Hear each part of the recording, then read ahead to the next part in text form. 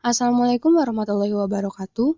Kami dari kelompok 7 Fisiologi Hewan Air kelas Perikanan B angkatan 2019 akan menjelaskan tentang sistem organ perasa pada ikan. Berikut adalah pemaparan materi dari kelompok kami. Sistem saraf ikan. Sistem saraf berperan dalam memperoleh impuls atau informasi dari lingkungan dan berperan untuk memberikan respon balik atas impuls yang diterima. Sistem saraf dapat dikelompokkan menjadi dua sistem yang berdasarkan pada pengendaliannya, yakni sistem cerebrospinal dan sistem otonomik.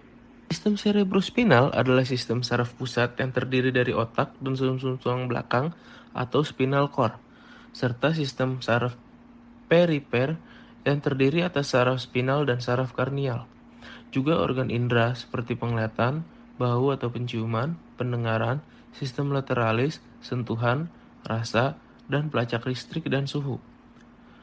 Lalu ada sistem otonomik meliputi ganglia dan serat bagian simpatetik dan parasimpatetik.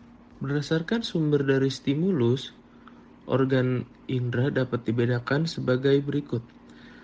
Yang pertama ada eksoreseptor, yaitu reseptor raba dan penglihatan, menerima impuls dari medium sekitarnya. Yang kedua ada propioreseptor, yaitu yang menerima stimulus dari otot, sendi, urat, dan kanalises muscularis, atau memberitahu organisme sampai seberapa otot harus ditekuk mendapat posisi yang tepat dalam ruangan. Lalu ada enteroreseptor, ialah yang menerima stimulus faktor-faktor di dalam tubuh, jadi mempengaruhi kerja otot polos dan kelenjar. Berdasarkan pada jenis rangsangan yang mempengaruhinya, organ indera dapat diklasifikasikan sebagai berikut. Yang pertama, ada fotoreseptor, adalah organ indera yang peka terhadap cahaya. Yang kedua, ada statoreseptor, atau organ indera yang peka terhadap perubahan posisi ruang dan tubuh. Lalu ada kemoreseptor. Kemoreseptor itu organ indera yang peka terhadap rangsangan bahan kimia dari lingkungannya. Yang keempat, ada fonoreseptor, atau organ indera yang peka terhadap rangsangan getaran suara dan medium yang mempunyai frekuensi yang cukup tinggi. Yang kelima, ada mekanoreseptor, adalah organ indera yang peka terhadap rangsangan mekanik seperti rabaan, tekanan, atau gesekan. Yang kelima, ada termoreseptor, adalah organ indera yang peka terhadap rangsangan panas ataupun dingin. Halo semuanya. Nah, sekarang aku bakal ngejelasin nih tentang gurat sisi.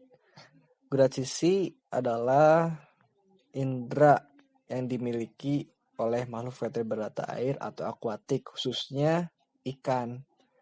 Nah, indera ini mempunyai fungsi yang dikhususkan untuk mengetahui pergerakan pada kolom air di sekitarnya. Sebelumnya, teman-teman juga bisa baca ya dari PPT yang udah kami kasih ini. Oke, selanjutnya kemampuan ini dimungkinkan oleh adanya verifikasi dari sel-sel epitel yang dikenal dengan sel-sel rambut. Jadi ikan juga ada sel-sel epitel ya atau sel rambut.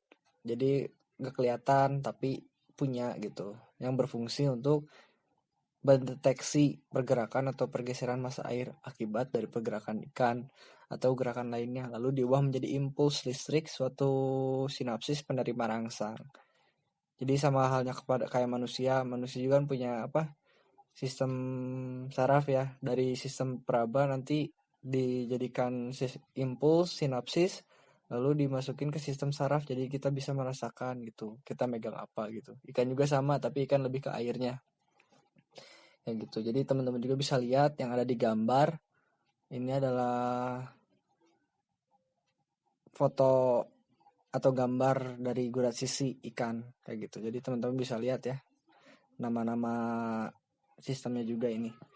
Selanjutnya lanjut kita jelasin fungsi dari gurat sisi ini adalah berperan penting pada orientasi lingkungan, perilaku bergerombol, dan juga predasi. Misalnya pada ikan predator, gurat sisi digunakan untuk mengindra serta melacak mangsanya melalui jejak vortex, yakni jenis turbulensi air yang ditinggalkan ikan ketika berenang cepat untuk melarikan diri. Nah, jadi teman-teman juga tahu bahwa fungsi dari gurasi sisi ini adalah untuk mencari mangsa, khususnya untuk hewan predator ya. Jadi dia juga bisa melacak musuhnya lewat dari gurasi sisi ini. Gurasi sisi ini juga pada umumnya terlihat sebagai garis yang samar-samar di bagian sisi tubuh ikan, dari wilayah pada sekitar tutup insang, operkulum hingga pangkal ekor. Sebagian spesies organ pengindra yang terdapat pada gurasi sisi berubah fungsi menjadi semacam elektroreseptor yang mampu untuk mendeteksi impuls listrik yang ada di sekitar ikan. Jadi teman-teman kan udah belajar tentang literal line ya. Jadi itu yang ada pada ikan, gurasi sisinya itu ada di situ gitu. Oke? Ikan memiliki indera peraba yang terdapat pada kulit dan kumisnya. Dengan indera peraba tersebut, ikan dapat merasakan air laut, air tawar, dan air payau. Sedangkan indera perasa pada ikan adalah kuncup yang berada pada dalam mulut, kulit kepala, lidah, dan bibirnya.